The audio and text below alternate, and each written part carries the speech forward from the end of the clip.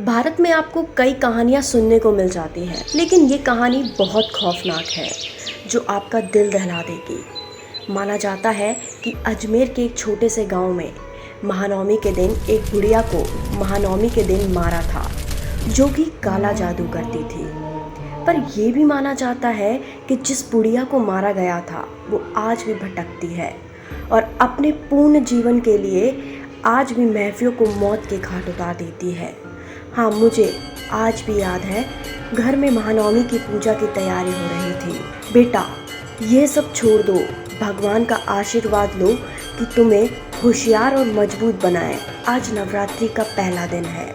मैं भगवान का आशीर्वाद ले रही थी कि पापा का फ़ोन बजता है, जो कि उनके ऑफिस से आया था। रोहित, तुम्हारे एक मीटिंग के लिए अर्जेंट विदेश जाना होगा। मैं तुम्हें सारे डिटेल मेल करता हूँ। Okay sir. बेटा, मुझे बहुत ज़रूरी ऑफिस के काम से विदेश जाना होगा। क्यों ना तुम कुछ दिनों के लिए अपनी नानी के घर चली जाओ। ओके पापा। वैसे ही मुझे बहुत दिन हो गए हैं नानी से मिले हुए। मैं अगले दिन टैक्सी बुक करके नानी के घर जाने के लिए रवाना हो गई। रास्ते में एक घना जंगल था, दूर दूर तक कोई नहीं दिख रहा था। और तभी ड्राइवर गाड़ी को झटके से रोकता है। क्यों भाई, क्या हुआ? गाड़ी क्यों यहाँ रोक दी?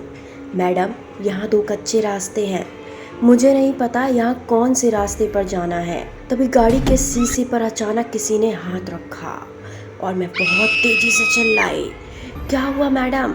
भैया, यहाँ से जल्दी चलो। क्या हुआ मैडम? अरे भैया, तुम्हें सुनाई नहीं दे रहा है? यहाँ से जल्दी चलो। और तभी ड्राइवर ने गाड़ी स्टार्ट की और वो किसी भी रास्ते पर चल पड़ा। और तभी कुछ ही देर बाद हम गांव के किसी भी छोटे घर में पहुंचे, जो बिल्कुल मेरे नानी के घर के जैसा था। ड्राइवर ने मुझे उतारा और फिर वो वहां से चला गया। और मैंने जब उस घर को ध्यान से देखा तो बहुत पुराना सा दिख रहा था, ऐसा जैसे मानो कि वहाँ पर सालों से कोई ना आया हो। और मैंने जैसे ही आंगन में पैर रखा और मैंने देखा कि वहाँ पर पेड़ से लटका हुआ झूला खुद पर खुद हिलने लग गया। बेटा, तुम आ गई? ऐसा लगता है बहुत सदियां बीत गईं तुम्हारे इंतज़ार में। हाँ नानी, मैंने भी आपको बहुत याद किया। मुझे तो लगा जैसे आप मुझे पहचान ही नहीं पाओगी। बेटा, पहचानूंगी क्यों नहीं? चलो, सामान अंदर लेकर चलो, ये कमरा मैंने तुम्हारे लिए तैयार करके रखा है। मैंने उस कमरे को देखा तो ऐसा लग रहा था जैसे मानो वो कमरा कई सालों से बंद था और मैंने चारों तरफ धूल और मकड़ी के जाले थे। चलो अब तुम आराम करो और सुनो, 9 बजे से पहले सो जाना। 9 बजे कौन सोता है? नानी, चुपचाप सो जाओ। रात को यहाँ पर चुड़ैल शिकार पर निकलती है। जब तक तुम यहाँ पर हो, संभल कर रहो। मैं जब रात को सो रही थी तो मुझे बड़ी अजीब सी आवाज़ सुनाई दी, जैसा मानो कोई दीवार को खरोच रहा हो। मैंने कमरे में झांक कर देखा तो मैंने देखा कोई औरत वहाँ पर दीवार को खरोच रही थी।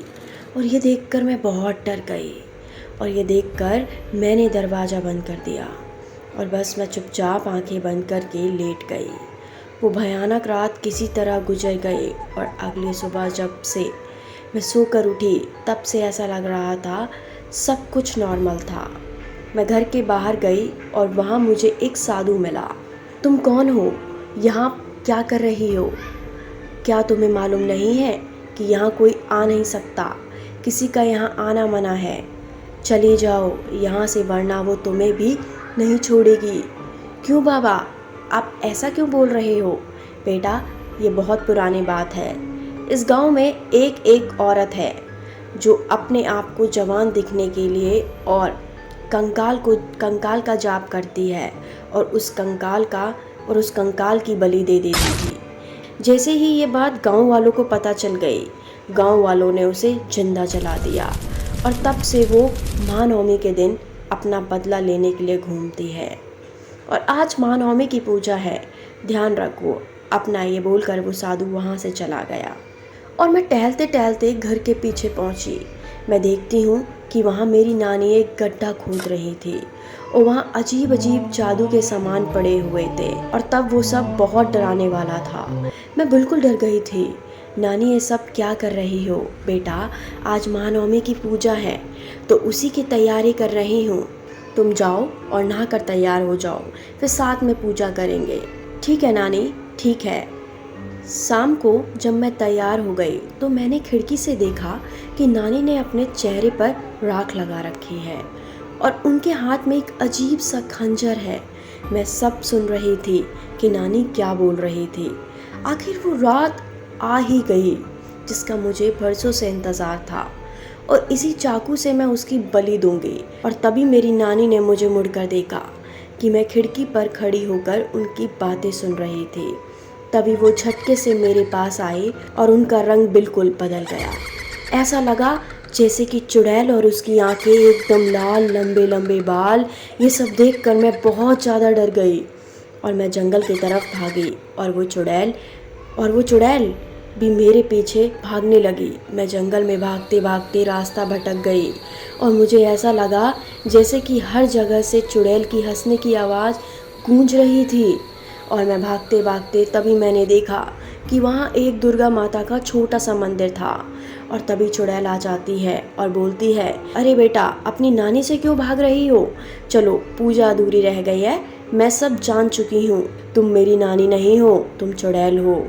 मैं चुड़ैल को हंसता देखकर बहुत ज़्यादा डर गई और मुझे कुछ नहीं सूझा। तभी मैंने माँ दुर्गा का त्रिशूल उठाया और उस चुड़ैल को मार दिया। और इसी तरीके से बुराई का अंत हुआ और अच्छाई की जीत हुई।